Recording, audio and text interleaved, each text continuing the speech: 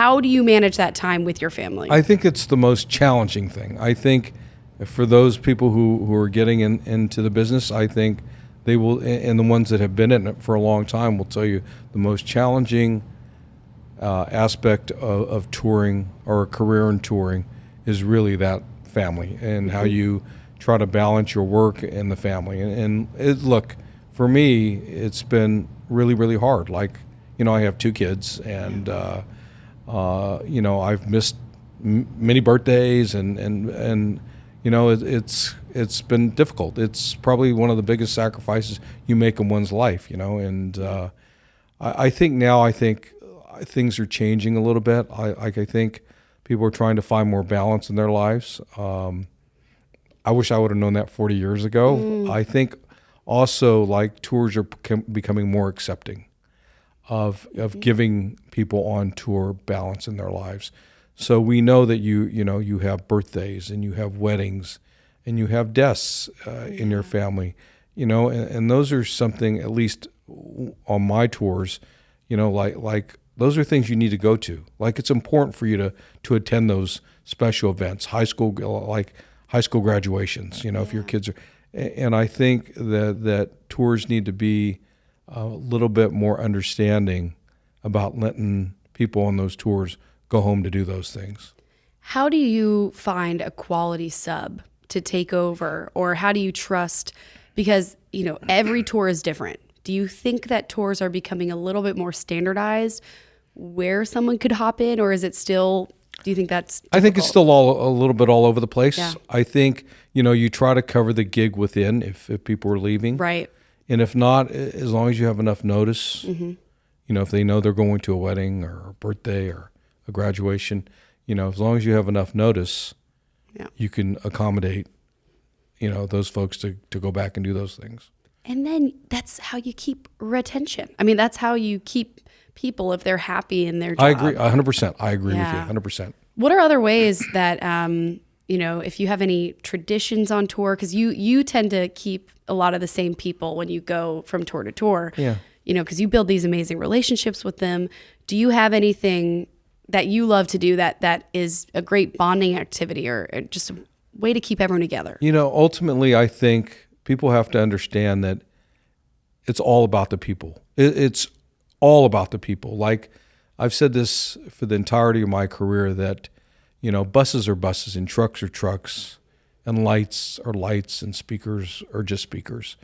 But if you don't have the people that are happy setting all those things up, then you really have nothing, right?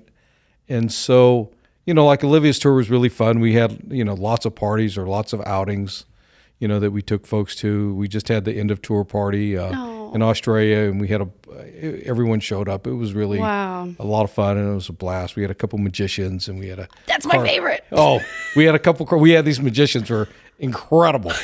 Yes.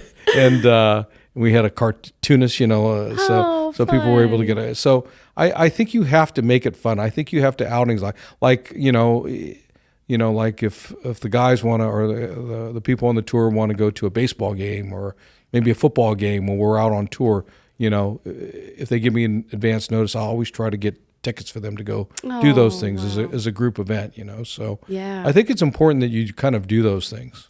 Can you give an estimate of like some percentage of, as tour manager, you are helping the artist and the finances and the crew, and what percent of your time would you recommend to other tour managers to pour into your crew?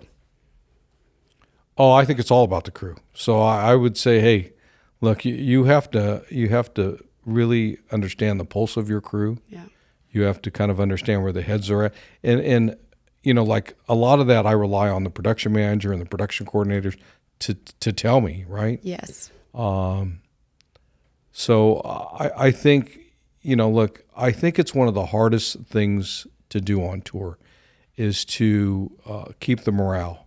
Mm. Like how do you I'm going to tell you a story. It's interesting. Like on Beyonce's tour, we brought in mental health specialists. And what was funny is we get statistics. We don't know who they are, but we get statistics on what people talk about, right? And one of the things that was brought up a lot on that particular tour was how people felt underappreciated. Oof. Which is a good thing to know, because then you have to try to make them feel appreciated, right? So it's important, I think, that you get a pulse of the morale on the tour so that you can try to make it better or rectify it. And sometimes it's very difficult because, on that tour we had 500 people on that tour. So, oh my gosh. So you're not going to make all five. It's nearly impossible, but you can try. You can make efforts to try to make people feel appreciated. That's so hard. And I can imagine that is the challenge right there. It is challenging, yeah. Because they're doing the job. It is often a thankless job because they are the behind the scenes people. Yeah. They're not getting the glory of it. But we do it because we love it too, absolutely. know? Yeah. Oh, that's too cool. I want to get into, actually, you mentioned working with a lot of the female artists and you kind of get pigeonholed into that. I want to talk more about that. What are the main differences? It's the hair and makeup. Is there anything different about the crew, versus like the Rolling Stones and male artists? For me, I try to, the makeup of the tour is important to me based on what an artist wants. And I'm really proud to say this. On Olivia's tour, I think 49% of the people on tour were female. Wow. That's unheard of. Totally unheard of. And I think, this is something that again, understanding what your artist wants and trying to make that happen for her is so important. And I think, and look, I'm not the only one, because there's a lot of people out there who do this. Like, it's really important for me that, like, you try to staff a tour like the world, like the world isn't, like 98% male, Right. And so I think, I've always been a firm believer in having lots of females on tour, and not just in your standard wardrobe or production coordinator role, but, video directors or house engineers or, I think it's important. I think the industry is starting to change. I think it's been slow, but I think it's progressively starting to change. And people are, because again, on last year's, at the conference, last year I sat up on stage with 4 incredible women who just happened to be tour managers.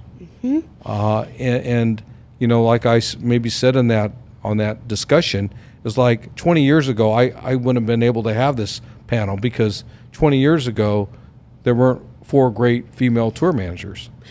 And so I think, our industry is starting to change, and I think their eyes are starting to open, and I think it's a very positive change. I have that written down to bring up. Last year, seeing that, and it wasn't female tour managers. It wasn't, look at these girl bosses. It was, this is the tour managers panel, and you were moderating, and it was so, because I think a lot of times, maybe women or any underrepresented group, especially in this industry, it's like, having that girl boss term, or, oh, well, we're going to highlight these people because they're women.